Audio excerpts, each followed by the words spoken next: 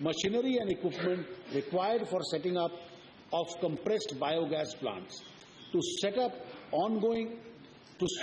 rest ongoing disputes, I propose to exempt PSF and PFY manufactured from plastic waste and scrap, including PET bottles, from excise duty with effect from 29th June 2010 to 7th May 2012. I propose to levy prospectively a nominal duty of 5% without SENVAT to benefit 6% with SENVAT benefit on such PSY and PFY. To encourage sports, I propose to prescribe a concessional excise duty of 2% without SENVAT benefit and 6% with SENVAT benefit on sports clubs. While undertaking these measures, I need to mobilize some resources. Although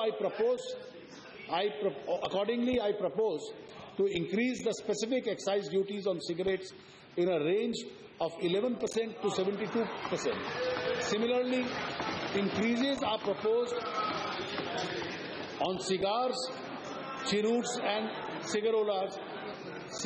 Likewise, excise duty is being increased from 12% to 16% on pan masala and 50% to 55% on unmanufactured tobacco, and from 60% to 70% on gutka and chewing tobacco. I also propose to levy an additional duty of excise of 5% on aerated waters containing added sugar. These are healthy measures, and I hope everyone would welcome them from the point of view of human health.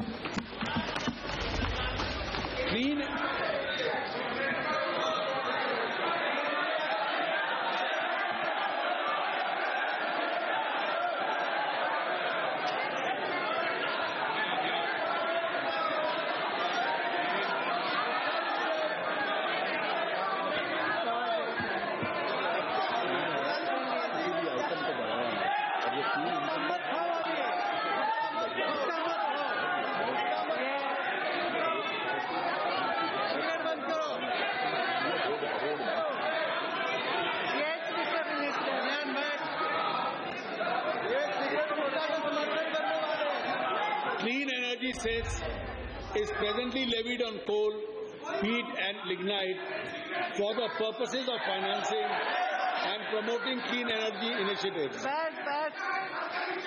and funding research in area of clean energy. I propose to expand the scope of purposes of levying the said cess, including financing and promoting clean environment initiatives for funding research in the area of clean environment. To finance these additional initiatives, I propose to increase the clean energy cess from rupees 50 per ton to rupees 100 per ton. I shall now deal with service tax.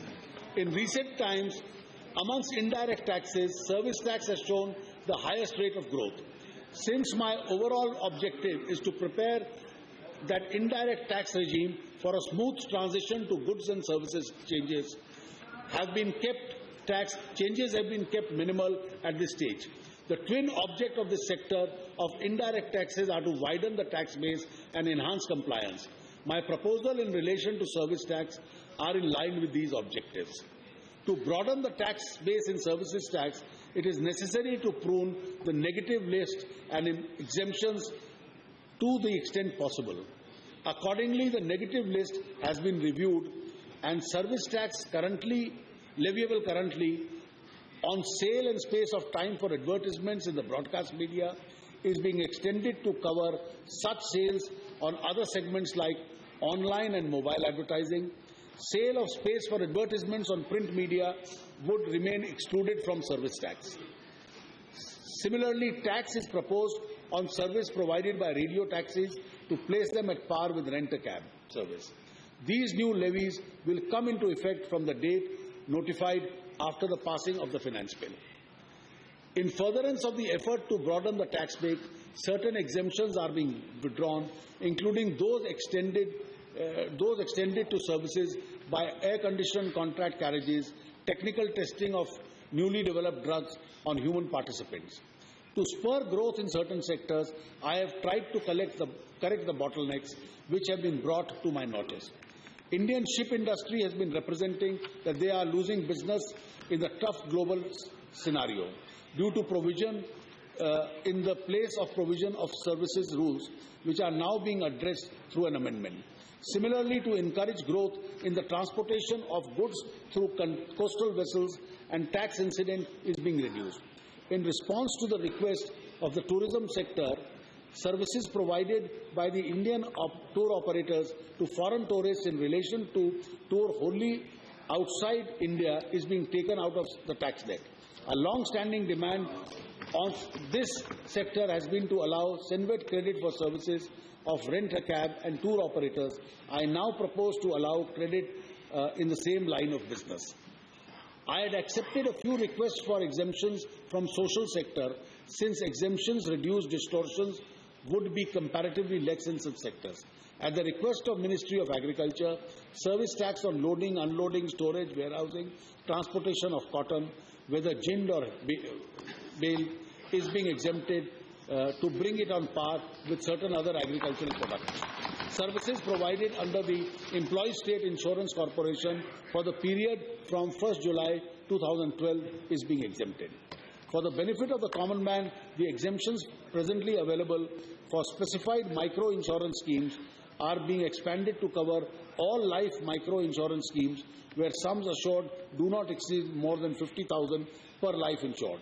Since taxes should not come in the way of safe disposal of medical and critical waste, services provided by common biomedical waste treatment facilities are being exempted.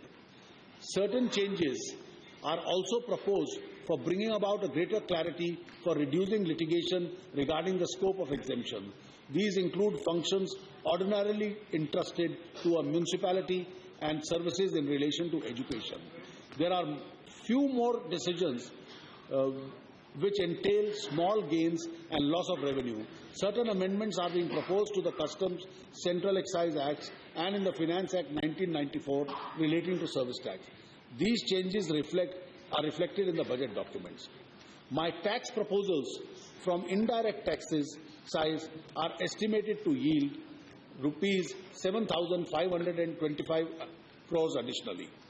I have some more proposals which are in the nature of facilitating trade and resolving dispute. I shall only highlight a few. Faster clearance of import and export cargo reduces transaction costs and improves business competitiveness. To achieve this object, measures are being initiated to extend the existing 24/7 custom facility to 13 more airports in respect of all export goods and to 14 more seaports in respect of specified import and export. It is also proposed to implement the Indian Custom Single Window project to facilitate trade. Under this, importers and exporters would lodge their clearances documents at a simple point only. Required permissions, if any, from other regulatory agencies would be obtained online without the trader having to approach these agencies. This would interface with governmental agencies, dwell time and cost of doing business. The scheme of advance ruling in indirect tax is being expanded to cover resident private companies. This will allow companies to seek advance rulings in respect of new activities being proposed to be undertaken. The scope of the Settlement Commission is being enlarged to facilitate quick dispute proposal. To expedite these processes and dispose of appeals, amendments have been proposed to the Customs Central Excise Act, and with a view of freeing appellate authorities from hearing stay applications and take up regular appeals for final disposal. Madam Speaker, with these words, I commend the bill to this House for a vote. Okay. Come quickly.